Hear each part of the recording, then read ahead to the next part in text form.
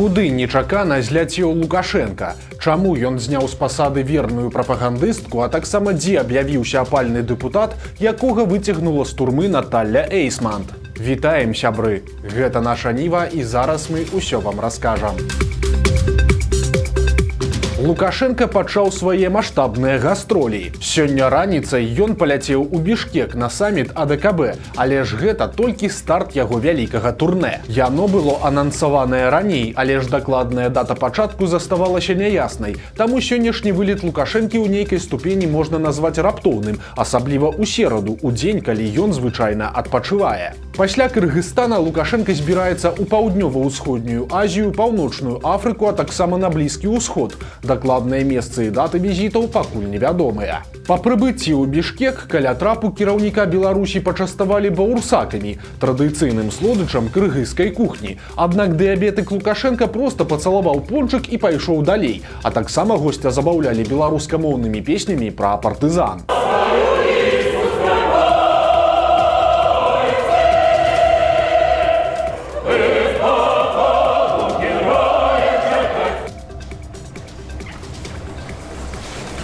Сам па сабе саміт АДКБ гэта даволі руціннае і фармальнае мерапрыемства. Адзіная карысць ад яго для Лукашэнкі гэта магчымасць у 8-й раз за год пабачыцца са сваім так званым старэйшым братам. Іх сустрэча таксама прайшла сёння і цягнулася больш за 1,5 гадзіны. На ёй Лукашенко заявіў, што яму з калегам трэба параіцца па шэрагу пытанняў, у тым ліку бяспекі саюзнай дзяржавы. А Пуцін у сваю чаргу прыняўся нахваліваць высілкі Лукашэнкі па дасягненні міру. Апошні на гэта адказаў гатоўнасцю правесці хоць нейкі раўндзік перамоў у Мінску, але пасля чамусьці пераключыўся на абмеркаванне амерыканцаў, якіх Лукашенко нібыта инструктуя, як поводить себя с Россией. Ну, если у вас будет желание вернуться в Минск снова, это к месту будет.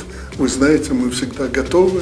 А что касается Украины, нас часто упрекают, вы знаете, мы ведем диалоги с западниками, с американцами. Когда они начинают про это говорить, я им задаю вопрос: вы что, не знали, что мы не просто родные люди, у нас юридически обоснованные действия, мы же союзники. Поэтому даже американцы, надо им отдать должное, никогда не поднимают этот вопрос. Никогда. Один раз отрубили, все, это за большими скобками, и никаких разговоров здесь быть не должно.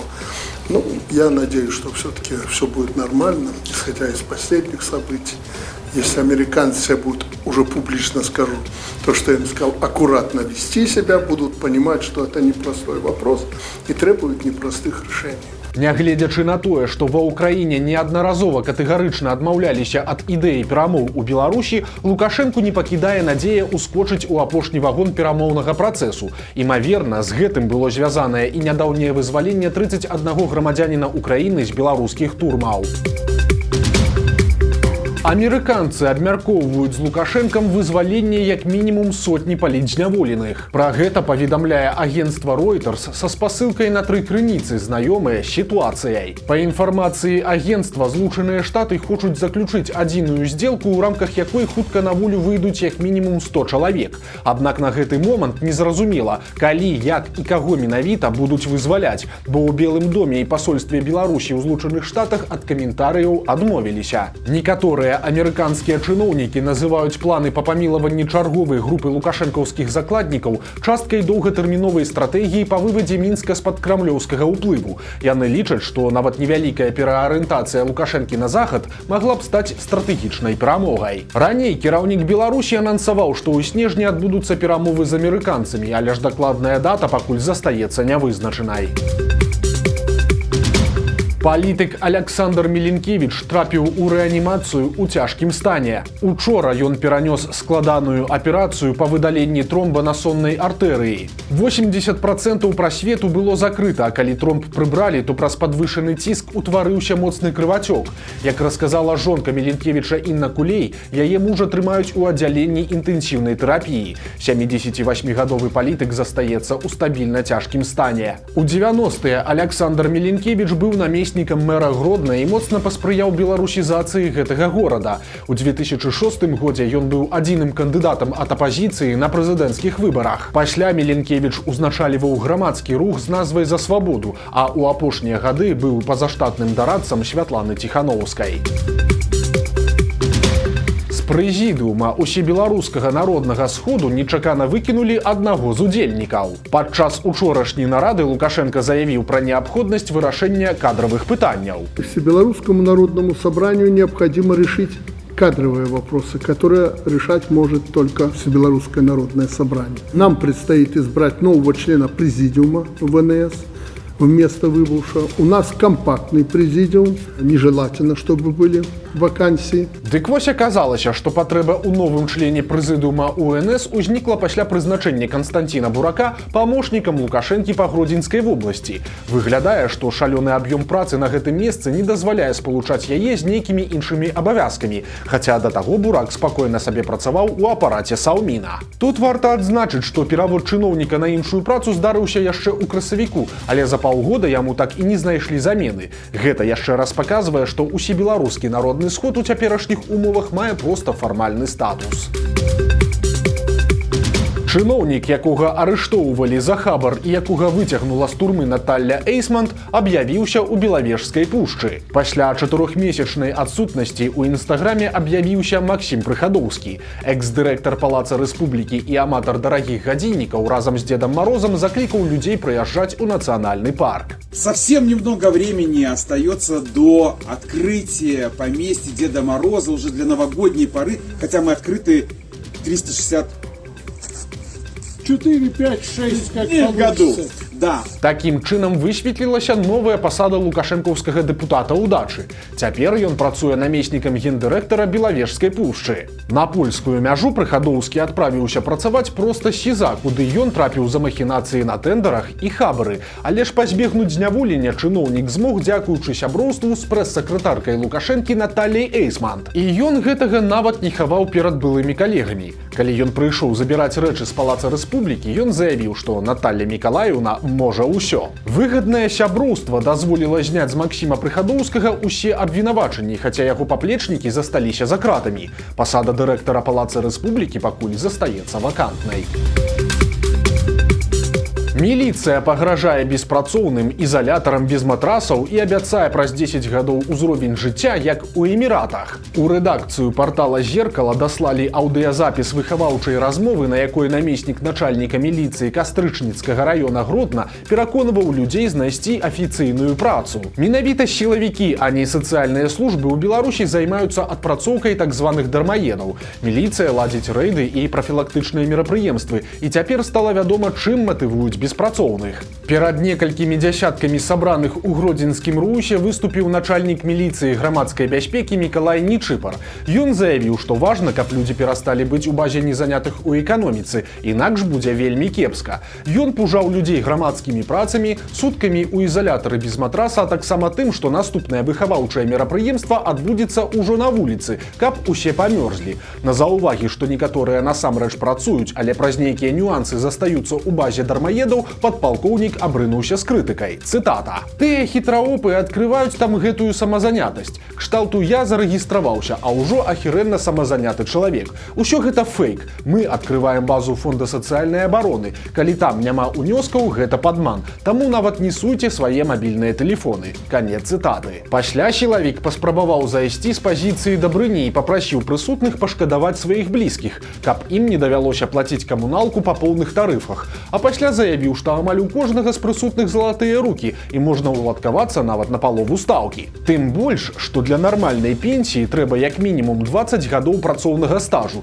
інакш будзе мінімальная сацыяльная, якая цяпер складае менш за 250 беларускіх рублёў. Ну і, канешне, не абышлося без палітінфармацыі. Нечыпар расказаў, што ў Польшчы і Літве касмічныя заробкі, але ж нібыта калі вылічыць з іх усе падаткі і выплаты, то будзе як у Беларусі, але ў Еўрасаюзе, маўляў, няма бясплатнай медыцыны і таннай электраэнергіі. У фантазіях падпалкоўніка, калі пабудуюць трэці блок беларускай атамнай электрастанцыі, то беларусы будуць жыць як у Эміратах. Праўда, здарыцца гэта толькі гадоў праз 10. У канцы мерапрыемства сілавік папужаў людзей відэакамерамі, па якіх можна вылічыць абсалютна любога, а скончылася ўсё сумесным праслухоўваннем дзяржаўнага гімна.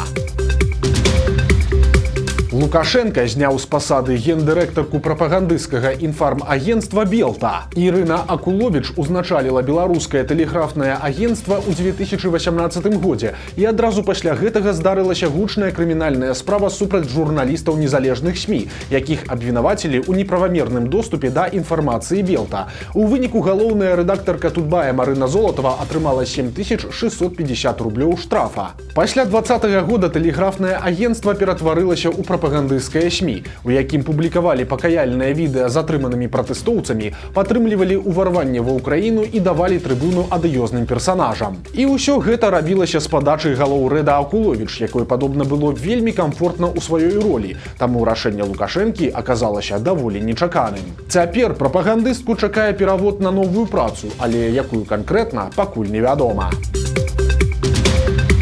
Чыноўніка з Брэшчыны звольнілі за еўрапейскі банкаўскі рахунак. У генпракуратуры расказалі пра вынікі праверкі адной з арганізацый паўднёва-заходняга рэгіёна. У ёй пракуроры выявілі парушэнне антыкарупцыйнага заканадаўства. Гэтым парушэннем аказалася тое, што намеснік дырэктара некалькі гадоў таму адкрыў і актыўна карыстаўся ва ўласных мэтах рахункам, зарэгістраваным на тэрыторыі Еўрасаюза.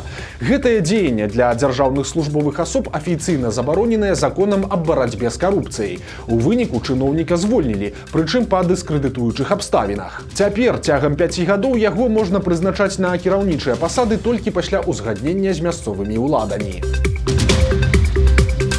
У Расіі, абараняючы незнаёмую дзяўчыну, загінуў малады беларус. Гэтая трагедыя здарылася яшчэ ў канцы чэрвеня, але ж вядома пра яе стала толькі цяпер, калі справа дайшла да суду. Двое беларусаў працавалі на будоўлі ў горадзе Выкса Ніжагародскай вобласці, але ў адзін з дзён сябры прыехалі ў начны клуб у суседні Мурам. Раніцай яны сталі сведкамі бойкі, якую спрабавала спыніць дзяўчына, але яна атрымала удар у твар, ад чаго ўпала і страціла прытомнасць. 33гадовы беларус падышоў да таго, хто ударыў дзяўчыну і паспрабаваў адвесці крыўдзіцеля ў бок. У гэты момант да яго ззаду падбег іншы чалавек і нанёс удар у падбароддзе. Пацярпелы упаў, ударыўся галавой і памёр да прыезду хуткай дапамогі. Падазраваны адразу ўцёк з месца здарэння, але ж яго асобу высветлілі з дапамогай камер назірання. Забойцам аказаўся 24гадовы жыхар Мурама, і цяпер яму пагражае да 15 гадоў калоніі.